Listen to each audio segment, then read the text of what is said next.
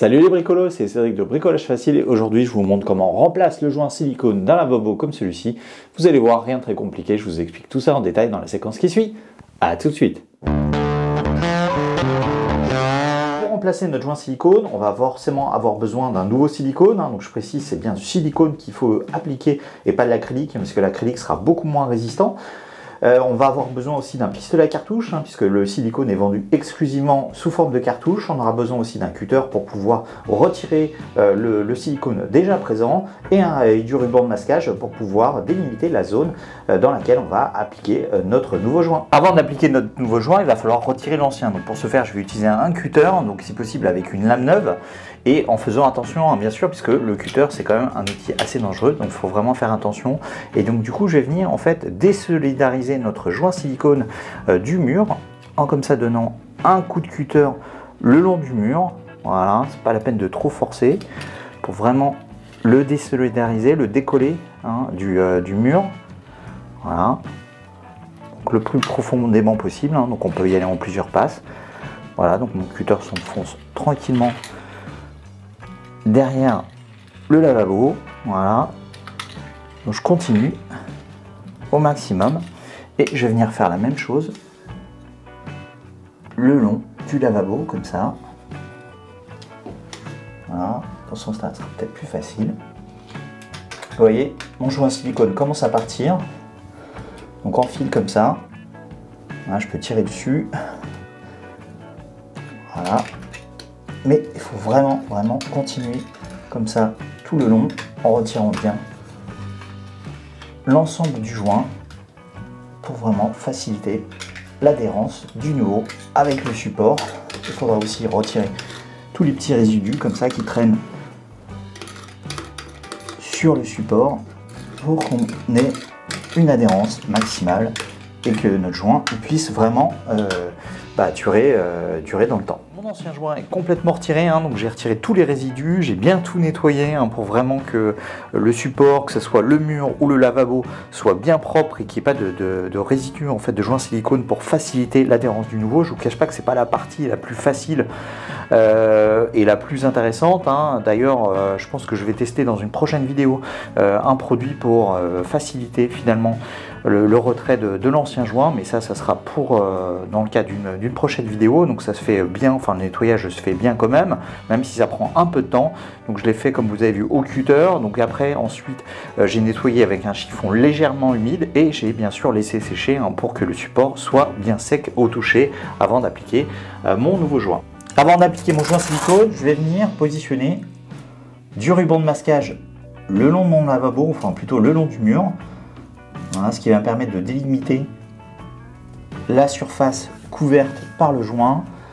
Voilà, je vais faire la même chose le long du mur. Et en fait, la distance entre le bord de mon ruban de masquage et le mur, en fait, correspondra à l'épaisseur finalement du joint que je souhaite faire.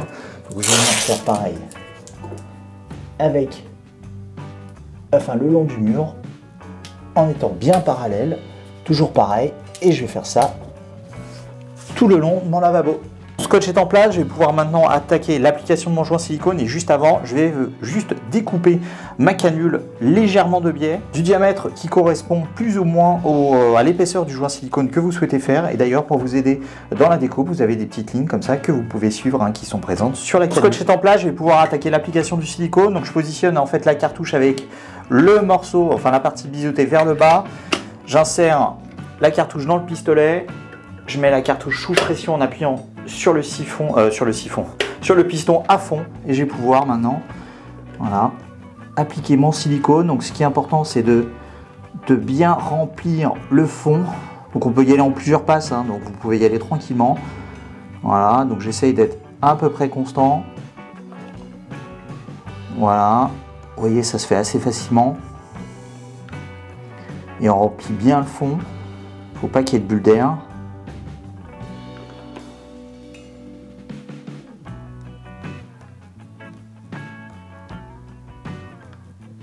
Voilà, et une bonne chose de faite, je vais pouvoir faire la même chose de l'autre côté. Vite pour vous dire qu'il faut être vigilant sur cette zone, hein, puisque c'est la zone qui est le plus soumise à l'infiltration d'eau, hein, puisqu'elle est juste derrière le robinet. Donc il faut vraiment être attentif à cette zone et vraiment appliquer suffisamment de silicone et aussi le lisser correctement pour éviter toute infiltration d'eau. Il s'agit maintenant de lisser notre joint, donc pour éviter que le joint n'adhère trop au doigt quand on va lisser. Bon, en fait on peut utiliser une eau légèrement savonneuse et voilà, je vais venir comme ça appuyer légèrement sur mon joint. De toute façon on a notre scotch qui délimite et comme tout à l'heure je vais utiliser un morceau de sopalin pour retirer l'excédent.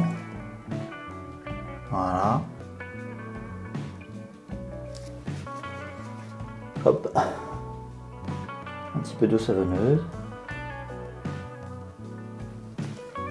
Voilà, ça se lisse tout seul, donc on évite de laisser des bulles, hein, donc c'est vraiment important qu'il n'y ait pas de relief ou pas de creux, hein, tout simplement, parce qu'en fait dans les creux on aura des moisissures qui vont se former. Comme vous avez pu le voir, ça se fait relativement facilement avec le doigt, mais c'est pas forcément toujours très régulier. Donc ce que vous pouvez faire aussi, c'est utiliser un petit accessoire comme celui-ci, avec une partie souple en silicone, et qui va nous permettre en fait d'être largement plus régulier, puisqu'il suffit comme ça de tirer sur le joint.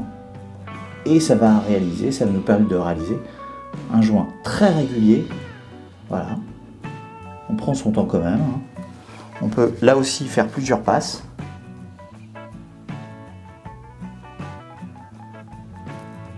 Voilà. Et le joint sera encore plus propre et encore plus régulier. Maintenant, on va retirer le scotch en faisant bien attention à ne pas être en contact avec notre joint frais, hein, sinon on risque de l'abîmer. On fait comme ceci, voilà, et comme ça on retire en même temps l'excédent. Voilà, et on fait pareil avec le lavabo. Une fois que notre joint silicone est appliqué, je vous conseille de le laisser sécher au moins de 24 heures pour être tranquille, hein, pour qu'il puisse vraiment résister dans le temps. D'ailleurs, en fait, c'est souvent indiqué sur les tubes de joint silicone, donc n'hésitez pas à lire les indications et à vous y référer.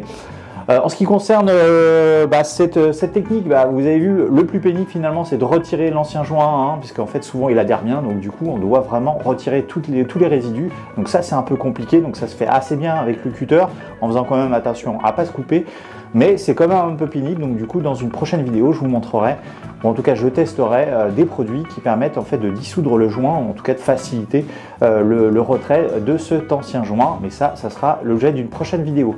En ce qui concerne le lissage, hein, vous avez vu, ça peut se faire assez facilement avec un doigt légèrement humide, enfin avec de l'eau savonneuse. On peut le faire aussi avec une cuillère, donc il y a plein d'outils, d'accessoires qu'on peut utiliser. Moi je préfère quand même utiliser un lisseur, hein, vous avez vu, on gagne pas mal de temps et surtout ça fait un joint vraiment très régulier. Et d'ailleurs on n'est même pas obligé d'appliquer un ruban de masquage, donc on gagne encore plus de temps. D'ailleurs si ça vous intéresse, je vous mettrai comme d'habitude un lien en description avec finalement ce lisseur. Si jamais vous souhaitez l'acquérir. Voilà, cette vidéo touche désormais à sa fin, j'espère qu'elle vous aura plu. N'hésitez pas à mettre un petit pouce bleu et à vous abonner à ma chaîne si ce n'est pas déjà fait. Et dans tous les cas, je vous dis à très bientôt pour une nouvelle vidéo. Salut!